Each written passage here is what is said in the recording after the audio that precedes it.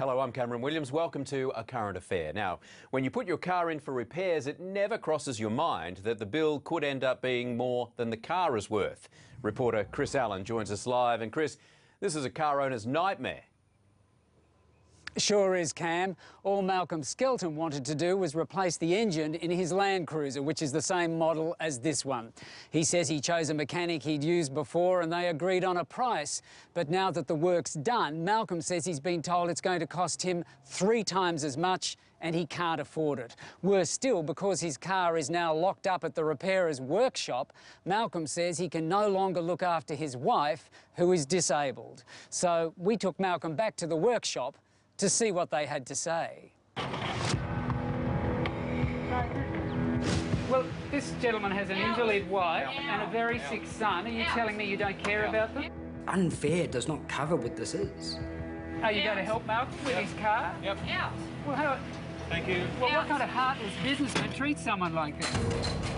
So how would you describe the way he's handled himself here? Unprofessional. Words don't describe what has happened. This doesn't happen. But it has. You've nothing to say to Malcolm? What about Malcolm's family? This is the kind of thing that you see on A Current Affair. This doesn't happen to me. Unfortunately, it did. I'm a fool. I'm a fool for believing. I'm a fool for trusting.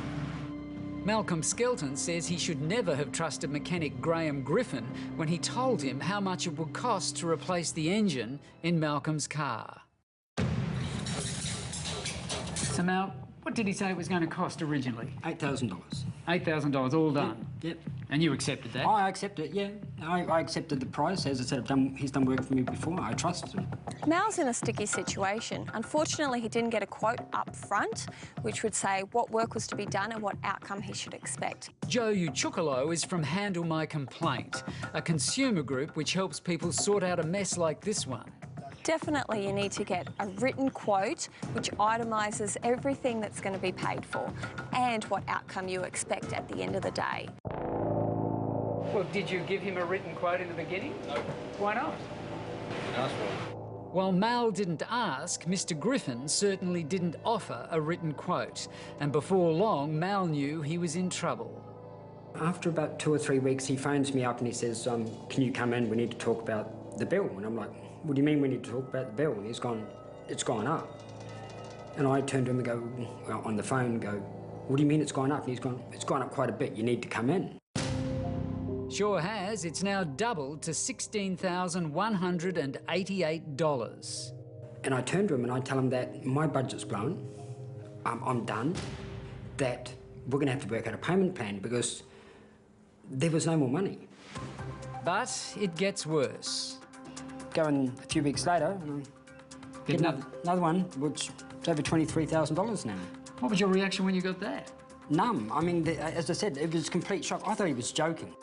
So the bill has now trebled to $23,418.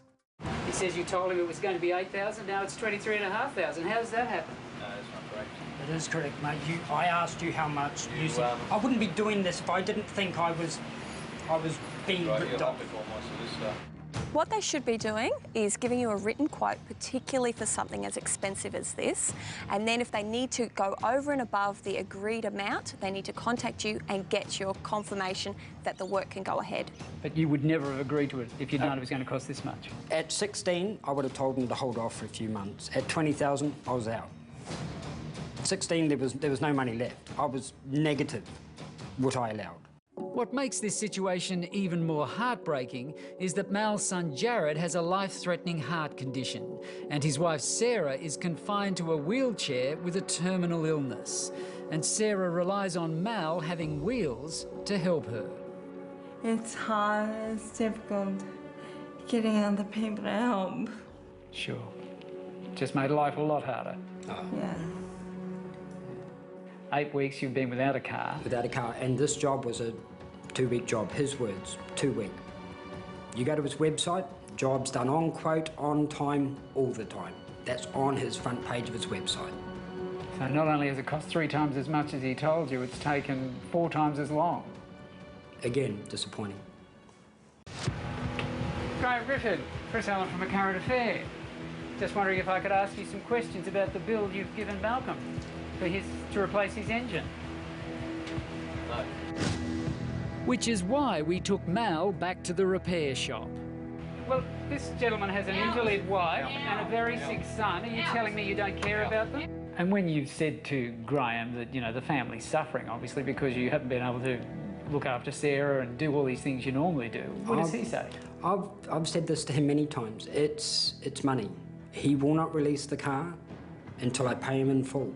Thank you. Well, what kind of heartless businessman treats someone like this? While Mr. Gryphon refuses to talk to us, earlier when recorded on hidden camera, he tells Malcolm there must have been a communication problem over the price. I'm not ripping you off, mate. Bloody hell. And he tells Mal he's paying for a lot of extras. Look at all the extras you got, and just the price of the extras is over 10 grand. A tree lopper, Mal also says without his car, it's difficult to work and keep up an income. And all up, how much do you think this has cost you? All up, including loss of business, 50, 60, could be 70,000. In Mal's situation, there's been a complete communication breakdown. We asked troubleshooter Joe Uchukalo to try and help Mal. I think that this matter now needs to go to an impartial third party to make the decision, and that's what our courts are there for. All Mal wants is his car back so he can look after his family and work out what he can pay. But Mr. Gryphon certainly isn't about to hand it back. You've nothing to say to Malcolm? What about Malcolm's family? Clearly he doesn't care. No, I would have expected this. This is what I would have expected.